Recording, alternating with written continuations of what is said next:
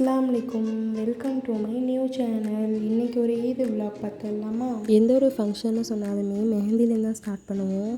அதேமாதிரி தான் நாங்களும் மெஹந்தி போட்டு முடிச்சுட்டு அதுக்கப்புறமா பூ வாங்கிட்டு வந்திருந்தாங்க. சரி, ஓகே, அதை ஒரு பாக்ஸில் ஸ்டோர் பண்ணி வச்சிடலாம் அப்படின்னு அதை எடுத்து வச்சுட்டு இருந்தோம். அதுக்கப்புறமா என்னுடைய ஈத் அவுட்ஃபிட்லாம் பிஃபோராகவே ரெடி பண்ணி வச்சுட்டேன். பெருநாள் மார்னிங் ஒரு 3 o'clock போல் எழுந்திரிச்சு பிரேக்ஃபாஸ்ட்கான ப்ரிப்பரேஷன் தான் பண்ணிகிட்டு இருந்தோம்.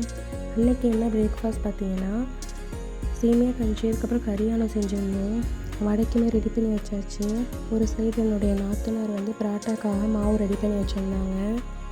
சரி, ஓகே, வடையை சுட்டு வச்சிடலாம் அப்படின்ட்டு நாங்கள் அந்த ஒர்க்கை பார்த்துட்டு இருந்தோம். வடைக்கு சட்னியுமே செஞ்சு வச்சாச்சு. அன்றைக்கி எங்களுடைய பிரேக்ஃபாஸ்ட் இதாக தான் இருந்துச்சு. எல்லாமே முடிச்சுட்டு நாங்கள் தொழுகைக்கு கிளம்பி போயிட்டோம்.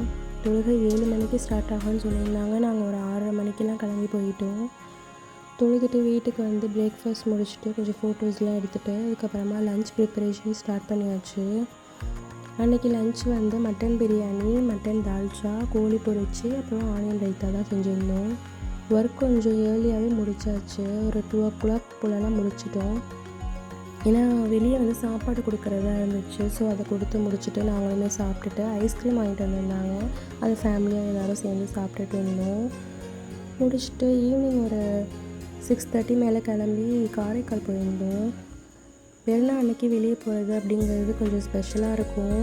சரி, ஓகே, போயிட்டு வரலான்னு ஃபேமிலியாக தான் போயிருந்தோம். போயிட்டு கொஞ்சம் நேரம் டைம் ஸ்பெண்ட் பண்ணிவிட்டு அந்த டேவை ஃபுல்ஃபில் பண்ணியாச்சு. எங்களுக்கு இப்படி தான் பெருநாள் போச்சு. உங்களுக்கு இந்த விலாக் பிடிச்சிருந்தால் லைக் பண்ணுங்கள், ஷேர் பண்ணுங்கள், மறக்காமல் சப்ஸ்கிரைப் பண்ணிவிடுங்க. தேங்க்யூ ஃபார் வாட்சிங்.